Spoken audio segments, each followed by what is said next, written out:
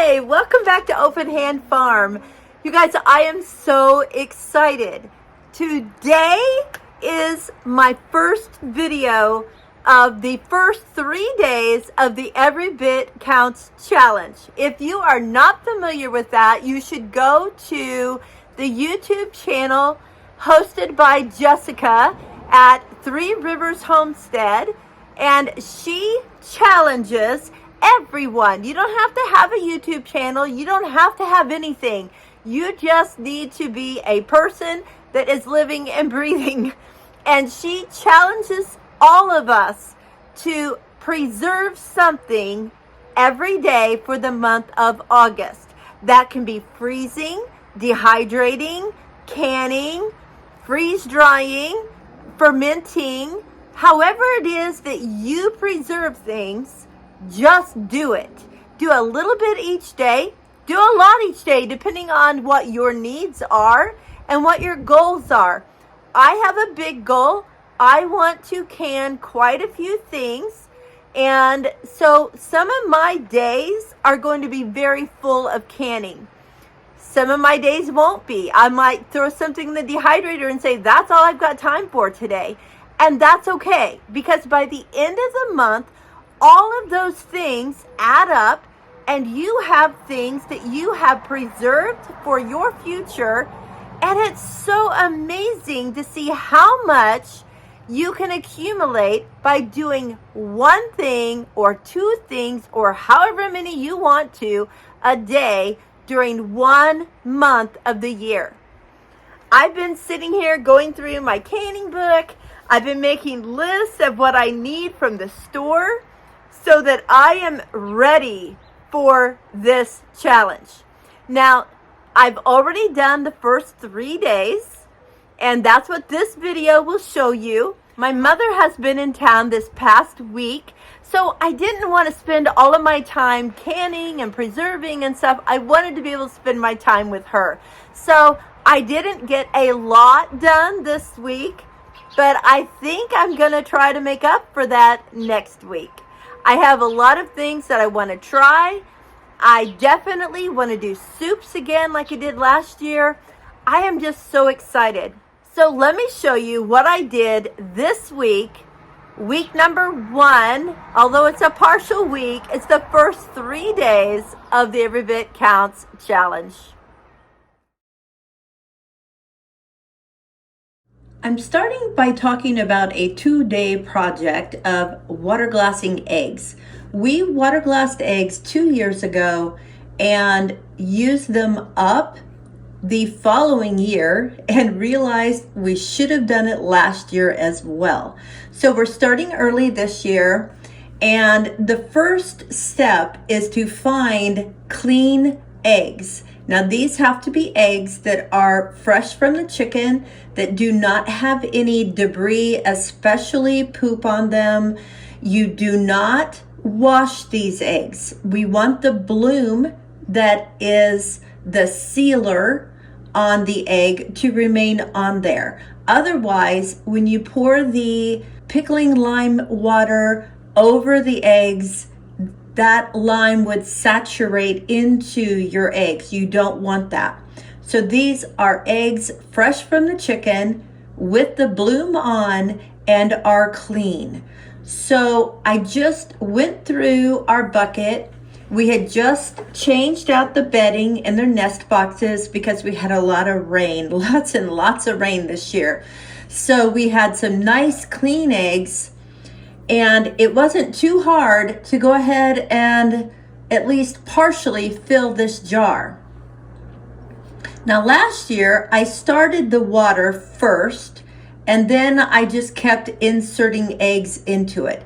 This year, because we are getting quite a few eggs right now, I am going to go ahead and just lay the eggs in there, and then tomorrow when we bring the eggs in, I will complete filling the jar, and then I will add the lime water on top of it. Now, some of these eggs, I am scratching off a little bit of straw or whatever, but I'm not like breaking the surface of the egg. I'm doing it very gently. So I just continued going through all of the eggs until I had all of the clean ones in the jar. I went ahead and labeled the jar with the number 26 because I do like to know how many eggs I have in a jar. So for the first day, I was able to put 26 eggs in my gallon jar. So the next day, I was able to fill the gallon jar. And with it full, I had 35 eggs. So I went ahead and mixed up the lime. You can buy this lime in the canning section of any store, and it is very lightweight. When you measure it, it might fly out and go everywhere on you. It's kind of like working with cornstarch. I went ahead and put my measure of lime in a half-gallon jar, and then I finished up that jar with distilled water. Now that is important. You need to either use filtered or distilled water. So I chose to use distilled this time because that is what I used last time and it worked great. So I mixed the two together and then I just poured them over the eggs. And as you see, the lime does settle to the bottom, and it did last time we did these, and it did fine. So you want to make sure and label your jar so that, number one, I know how many eggs I'm starting with, but I want to know when I started them and go ahead and figure a year out from that is when they are still good.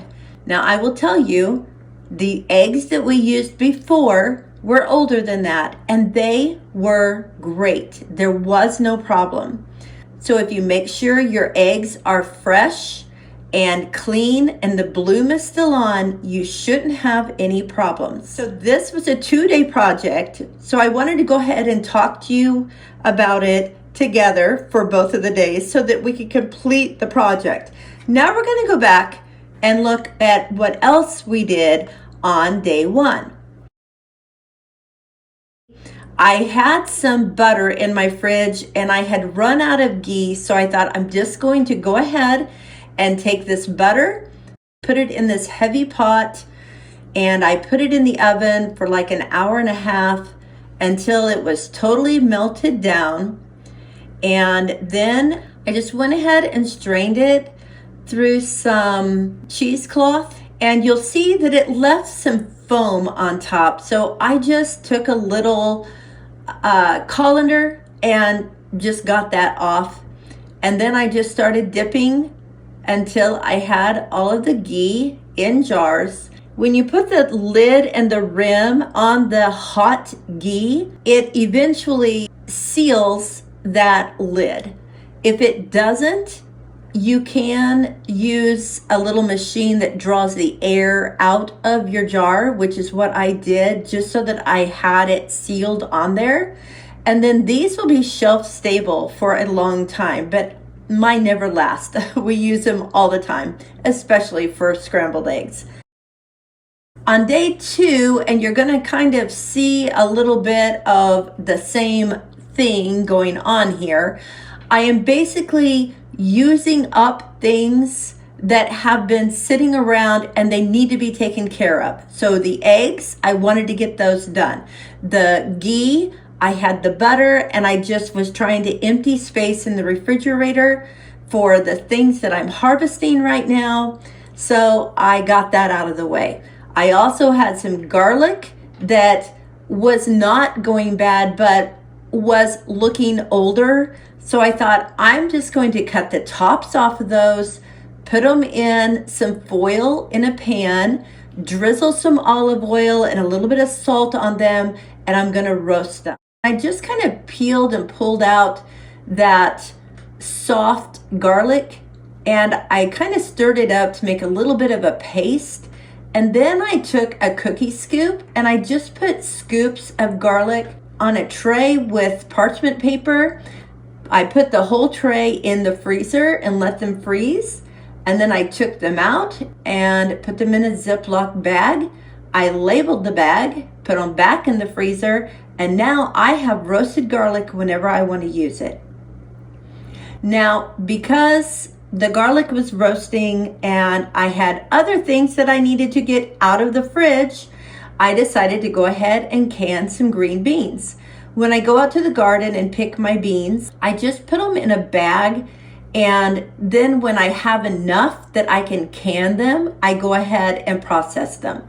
So I broke the beans and I put them in jars, and I am trying something new this time. I am putting zinc tablets in them. I saw this on another YouTube channel with Ruth Ann Zimmerman, and she said that that's the way they have always done it. So it's a 50 milligram zinc tablet for a pint. So I was doing quarts, so I used 2 zinc tablets in each one of these. When they came out, they were so pretty and green. Let me show you the difference between the beans I canned last year and these beans. It was a drastic difference, and I am so pleased. Now for day 3, the last day of the week, I also had in my refrigerator a lot of yellow squash. And I had a couple little zucchini squashes, so I just incorporated them in this as well. My mom and grandma used to make bread and butter squash pickles, so I decided to make some. And you have to start out by having squash and your onions sit in a brine to kind of get the moisture out and add salt to it. And then you make a kind of sweet and sour brine that goes over it. So that's the bread and butter part. And you melt that down and let it cook a little bit, and then you add your squash to it and you let it simmer just for about 5 to 10 minutes. And then you take that mixture and fill your hot jars. Now these are water bath canned, which was nice. So I ran a couple of pots of them because I couldn't fit them all in one pot, and ended up with 18 pints of bread and butter squash pickles. So I was really excited about that. So here is everything that I preserved on the first 3 days of the Every Bit Counts Challenge. I have 8 jars of ghee, 18 jars of squash bread and butter pickles. I have 4 quarts of green beans. I have 35 eggs, as well as a quart of garlic balls that I can cook with. Thank you so much for stopping in and seeing what I've been up to this week during the Every Bit Counts Challenge. I hope that I have preserved something that you found interesting or a new way of doing something. Feel free to look around. I've got other videos on how to care for things on your homestead as well as your home, and different recipes and fermenting, and even some herbal videos that you might find interesting. If you're new here, thank you for stopping by. And if you're not new here, I am so glad that you came to visit again. Please feel free to leave a comment and let me know if you're doing this challenge and what kind of things you're doing. Until next week, when I have a full week under my belt, blessings on you and yours.